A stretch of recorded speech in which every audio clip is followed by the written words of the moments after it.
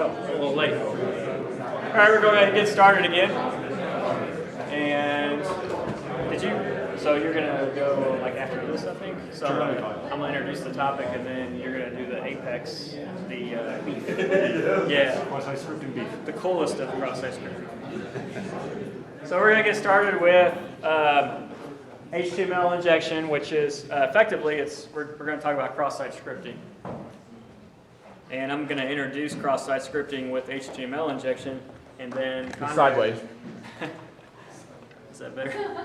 There you go. And then Conrad's Smiley face. going to continue with part 2, where he's going to talk about some advanced cross-site scripting, or using advanced tools. I suppose all cross-site scripting is kind of sort of the same, but being able to use powerful tools certainly ups the game a little bit. All right, so we're going to go to the DNS lookup page.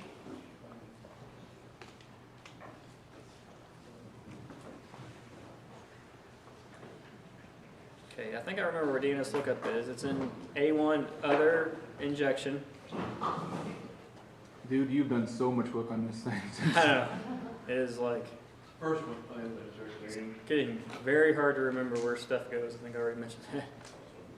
So it's A1 Other Injection, Command Injection, DNS Lookup, and the menu is broken out into A1 SQL Injection and A1 Other Injection. It's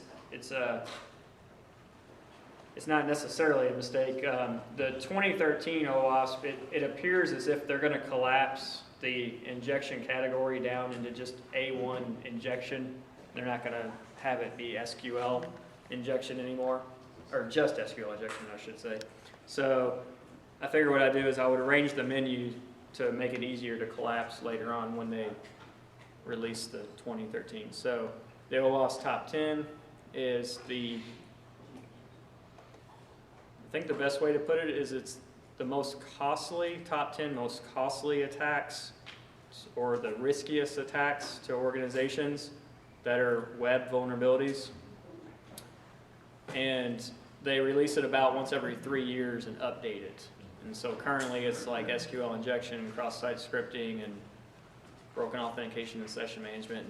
Really not much change between 07 and 10, and then they're coming out with 13. And as you might imagine, there's a lot more injection because there's a lot more injection opportunities now, and some of the items on the bottom of the list have shuffled. So if you want to check it out, they do have a preview of it already released. Okay. So we're back on the DNS lookup page. This is a really good page to start with if you're just trying to get a handle on cross-site scripting or HTML injection. So cross-site scripting in general is modifying the source code that appears to the user in the browser. So, PHP, earlier we used an injection to have PHP incorporate a little bit of extra HTML into the HTML page that got served back to the browser. Typically, in examples on the internet, you're often going to see cross-site scripting done literally with scripts, JavaScript, for example, or some old examples might even be VB script, but I don't think we see that much anymore. But it doesn't have to be JavaScript. It could be just HTML, for example. In fact, it seems like most of the cross-site scripting examples technically probably could be called HTML injection because they use HTML script tags to carry the JavaScript into the site. When it gets reflected back, the script tags, of course, change the context from HTML to JavaScript and execute the JavaScript. So we're going to look at HTML injection first. In the hints, if you click on hints, it's the second hint, HTML injection hints. So let's work our way towards this. So we're going to put in our canary, turn on intercept, and just kind of follow this process of that we developed earlier. And here's canary, so we're going to go a little bit quicker. And let's just try to see if some characters that we could use are going to get encoded or not. So I'm going to send in the canary tag. Of course, it's not a real tag, doesn't matter. The point is we're just trying to see if we can get some special characters to go in. While we're at it, let's send a slash. Those come in handy. Maybe send some double quotes. And an attribute. Those are pretty handy.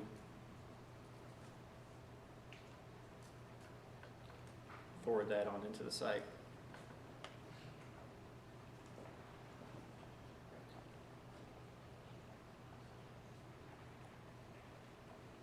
Control U.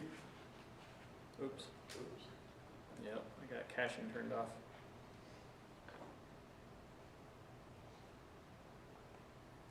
So let me try that again, and we'll catch it on the intercept, on the response and the intercept on the way back.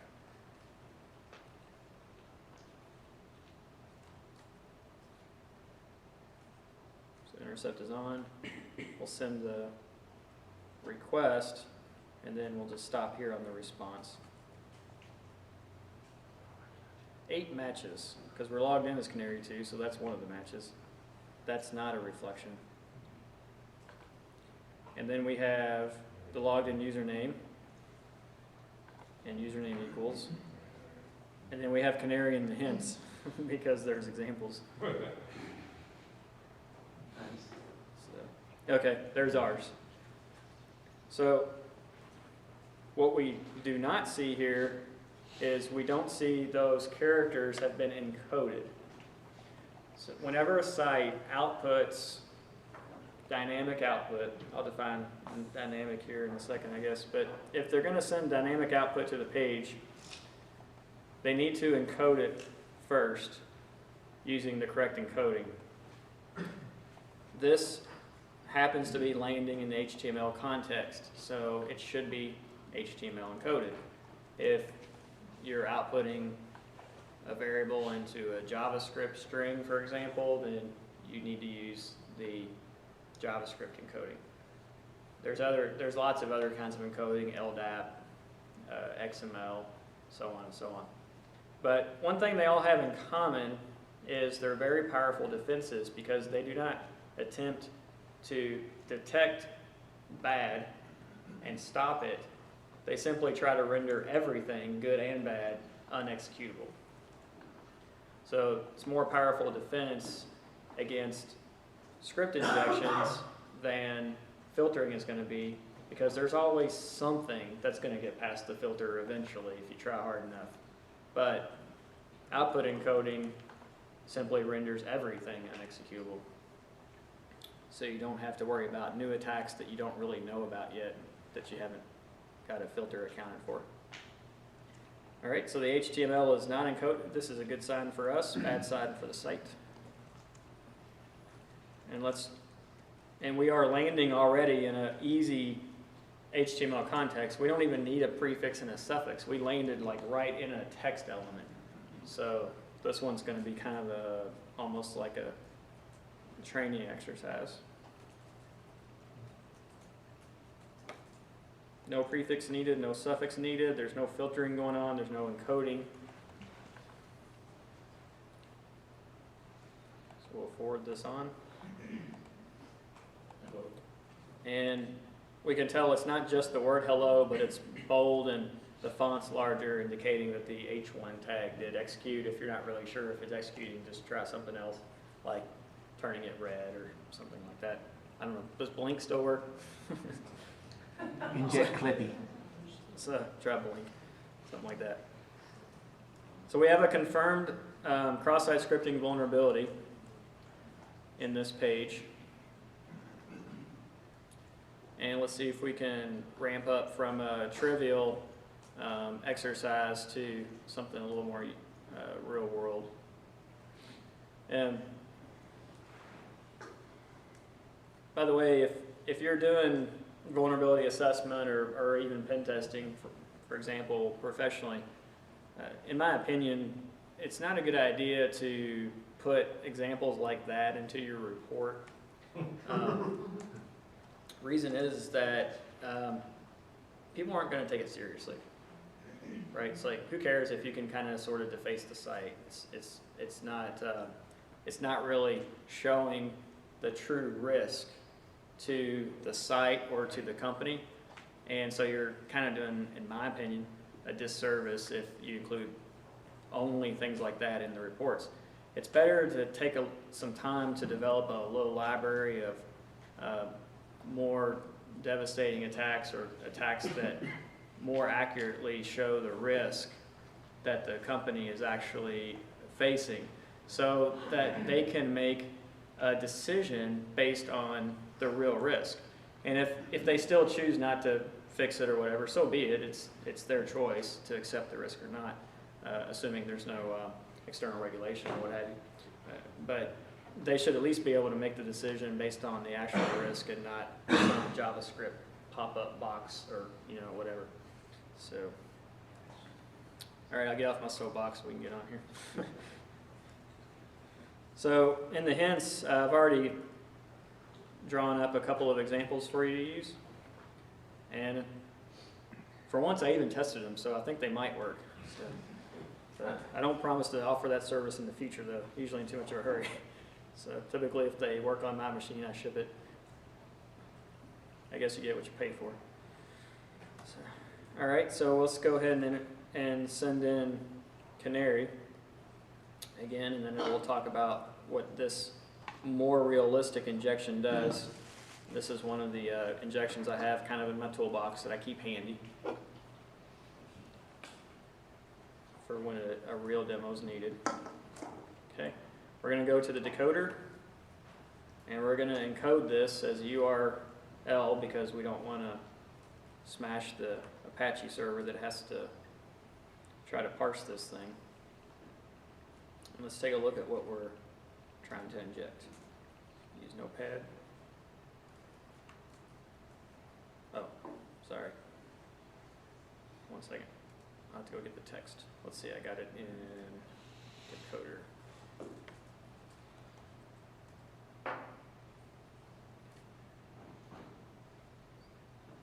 Okay, whoever can read that, you're making us look bad. Stop it. All right. Okay. This, or a variation of this, is something I've been using for a while. I actually talked about injecting these kinds of examples at the sites at Marshall last year at the AID conference. And in that context, we were talking about using these kind of scripts to silently attack the web storage, extract the information out of it, add information to the web storage, change it, delete it, what have you. And what this does in a nutshell is we have some information that we fill out. We have a host and a URL that we're going to construct. And then this section here is just going to generate one of those AJAX objects. Down here, this is some code to make a request to another website. And then here's a little HTML that displays a username and a password box. Okay. One of the features of Matilde that you can use, let's see, let me release the proxy so I can show you this. If you go to the either others and data capture pages, or there happens to be a shortcut right here on the menu bar to view captured data. So I've set up a couple of pages in here, and one is captured data, but there's another one, capture data. And what happens is if you can somehow get someone to visit this page, even if it's a background request that come out of AJAX, it doesn't matter how they visit the page, they just need to visit the page. What that page will do is it'll write down the cookies, the URL, and the post parameters that are sent in to the database, and it'll also write down that same information to a text file if you prefer that format. As you might imagine, the captured data page is simply displaying a table, the table that it's writing everything down to. So we visited the page, voluntarily in this case, and it captured our username and our UID, because those are in the cookies. the PHP session, and it captured the URL query parameters that were sent in. So I added this page, I think a couple years ago, because some folks, including Adrian, were using the site and capture the flags, and I thought this would be cool to have in there. And, you know, you could try to trick the administrator to go into the page and get their session ID, grab it, put it in your cookie, and become the administrator, and so on. So it's there to support that effort. And then in the view capture data, you can see it's just displaying a record of our capture. So let's just clear it out. Go back to our injection page.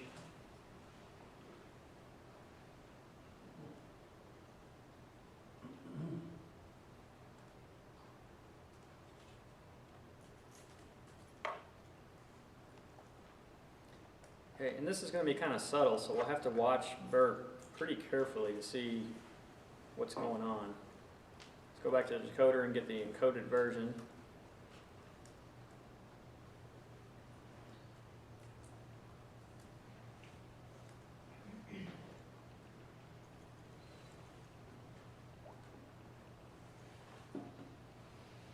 That's a big one. Aren't you glad the decoder tab is there? Thank goodness. Okay, so it went in encoded, but the Apache server will decode that, and then PHP incorporated our whatever we type, it and incorporates that into the response, and you can see it's been output onto the page inside of a script tag. So here's the extra HTML. Okay, let's let this go on to the Firefox browser. And this is what it does. So guess what happens next? So the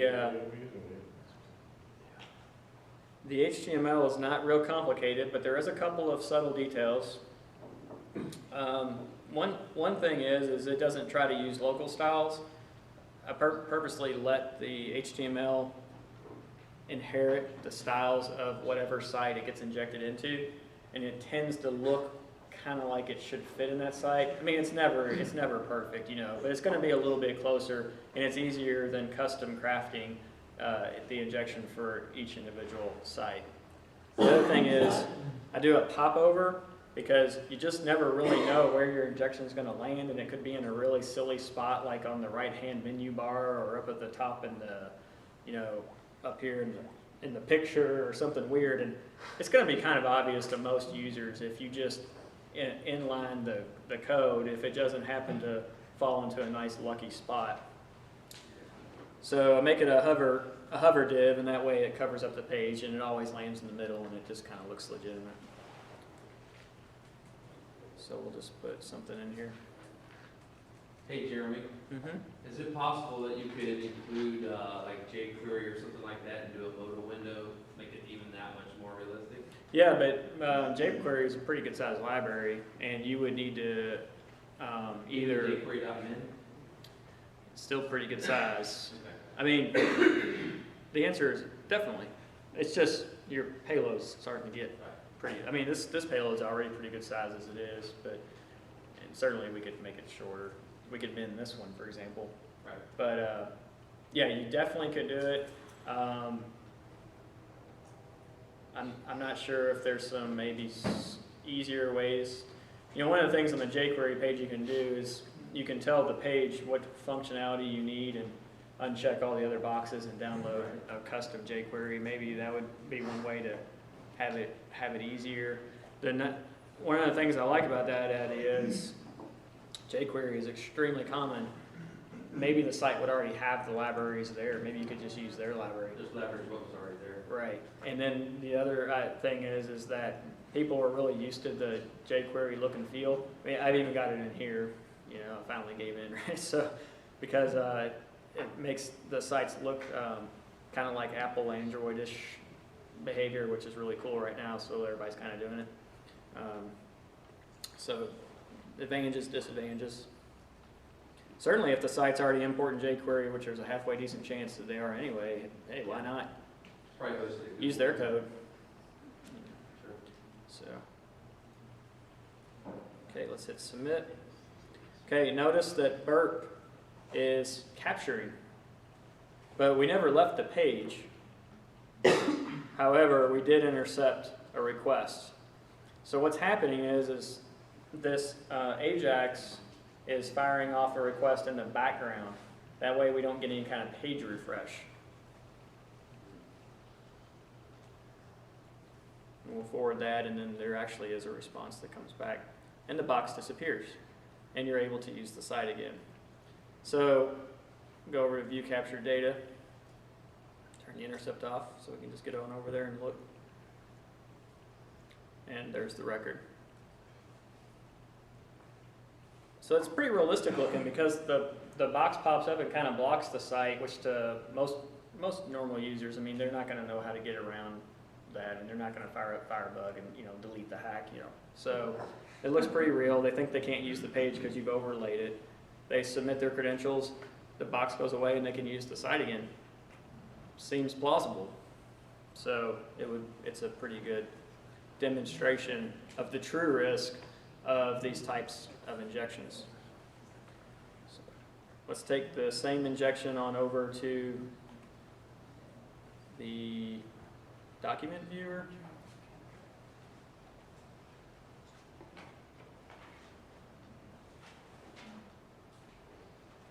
Which is also under A1 HTML injection document viewer.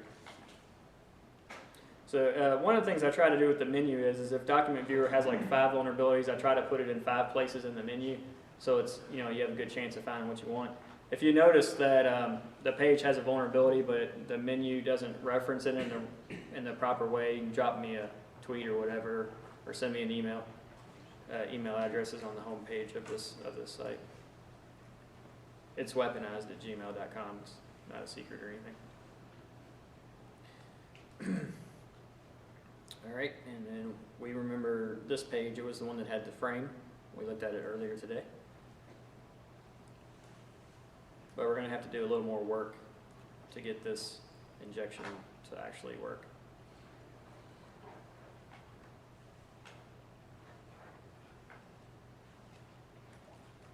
And this page does not encode the path that you were looking for when it outputs it.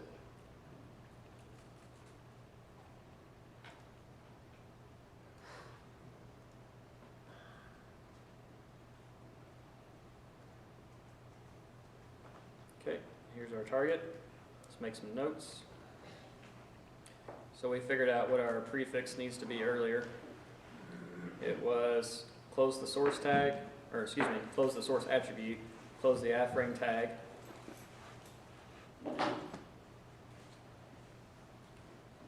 And then our payload's going to go right there. And then we need to suffix it with open a new tag.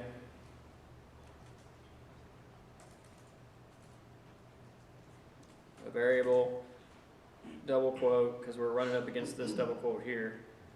And then that'll finish out the rest of this tag. I think that'll work. Find out in a minute. Let's go back over to decoder. Go back up to the top. So we'll add that in as our prefix. We'll add this part in as our suffix. Of course, this is referring back to the exercise we did this morning.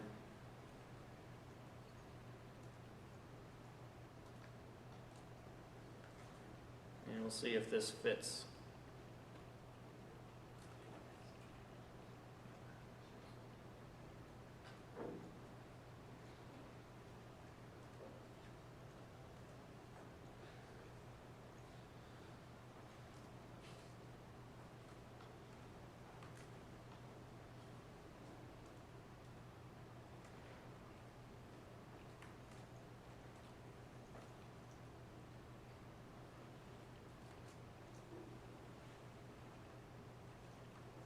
Replace the variable, submit.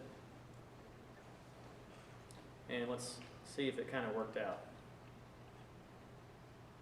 Okay, there's the beginning of our code. So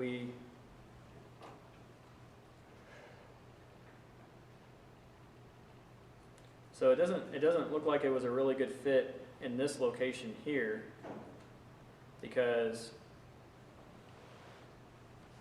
it looks like it might land in like 2 different spots. So we'll have to see if this works out.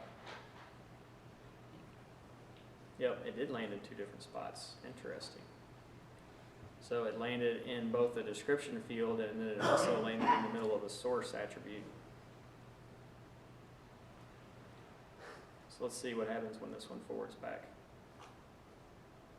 Okay, well, it looks like maybe at least one of the 2 injections worked.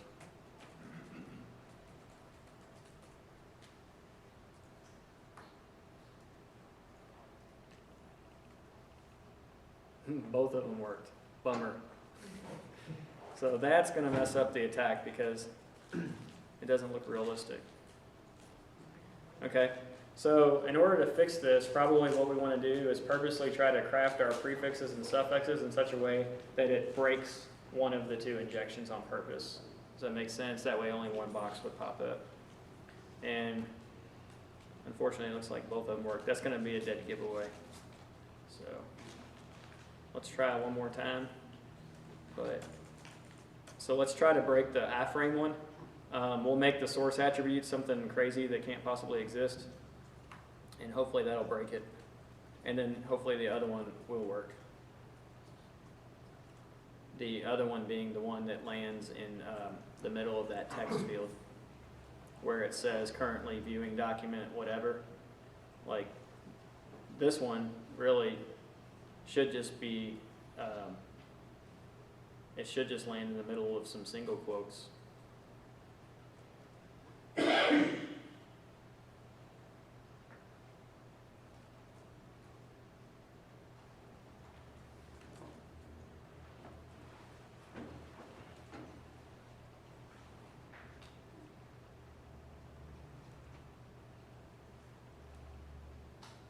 Oh, even crazier.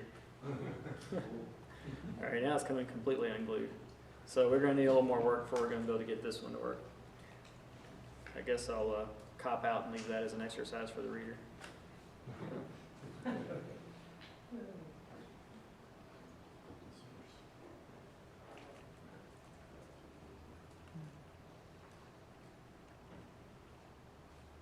Or, of course, the easy thing to do would just be go find some other page, because the one thing about cross-site scripting problems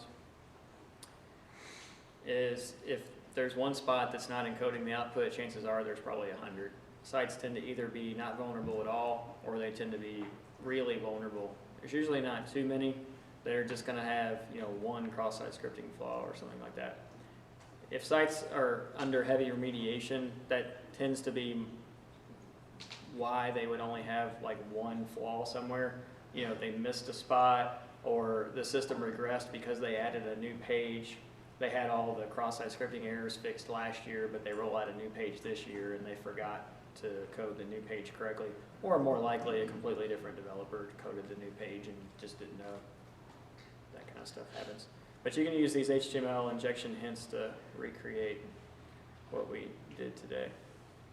So the reason I put them in these text areas is some of these injections do not copy well if you try to screen scrape them. So for those, I try to put them in text areas to make it more likely that you'll have success if you copy and paste. All right, so that is, generally speaking, cross-site scripting in a nutshell. We already talked about prefixes and suffixes earlier. So cross-site scripting is just taking some script and getting it to be incorporated into the script that's already on the page naturally anyway, so that we can add some extra functionality to the page that wasn't intended.